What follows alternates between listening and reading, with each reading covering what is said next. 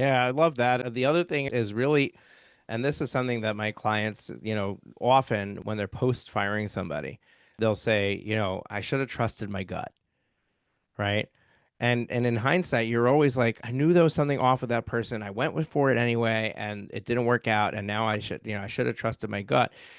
I think that if we listen to our intuition a little bit more loudly and a little bit more clearly, we probably do a better job too, because we're really, really smart individuals and we know who we're attracted to and we know who we're not. And if we're not attracted to the person, and I don't mean in a physical or sexual way, I mean like just we connect, right? Some people connect and then some people don't connect.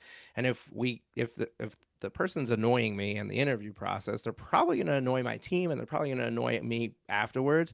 And if we connect and I like that something about them, then that's somebody who I want to kind of look into more. And it's very non-scientific, but every individual business owner is their own individual. And we have to recognize that and realize that this person might be a perfect fit for somebody else, but Totally. not for me.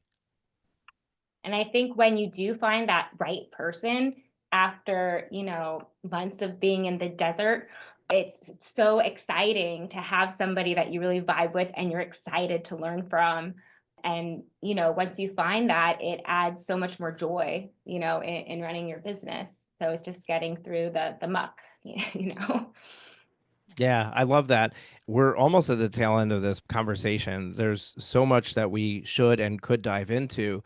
But what I want to do is I want to just turn the tables on you and just kind of say, like, okay, if we think back on your entire journey, you're before you owned your firm, going and making the decision to get to open your own firm, the early days, the revamp, fire everybody or let it or everybody leaves, you start all over again.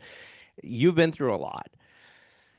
If you look back on your journey, what do you think was the best decision you've made? And what do you think was the most challenging time in your business? It's two separate things. What was the best decision that you've made? And what was the most challenging thing that you came across? And how did you overcome that? Yeah. I think that, oh boy, the best decision that I've made is probably to believe in myself. I mean, it might sound silly, but I think there's a lot of different people sharing what you must do.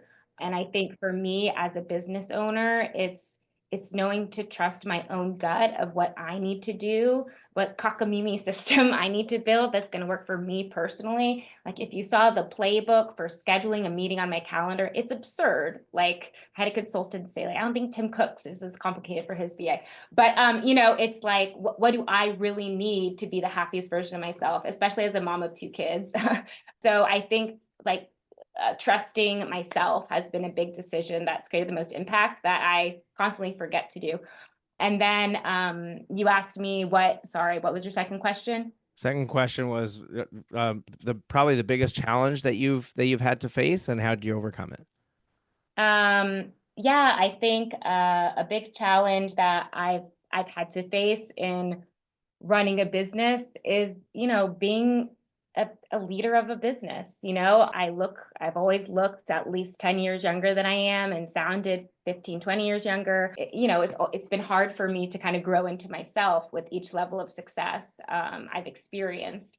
And, that might sound silly, but even like having a team of employees when I just started my firm at age 30, it didn't feel like authentic for me to be their boss. I think that's been a journey in itself that I'm continuing to be on is just, I don't think I'm ever going to feel like the leader of my firm that knows everything that, could boss everyone around with authority. That's just not my style either. It being, more softer and more intuitive and just finding my own way to lead and grow business. That's probably different than, most people think is the right way. Yeah, I love that. And I love that you went to your process for your VA to put something on your calendar. That's something I struggle with my team. I tell them don't put anything on my calendar before 10 a.m. Yeah. I'm dropping my kids off at daycare and at the sitter, right? Like there's no way I'm going to be at my desk until 10 o'clock. And then they'll put an internal meeting on the calendar at 9:30. And I'm like, why do you think I was going to be there? It it just Totally.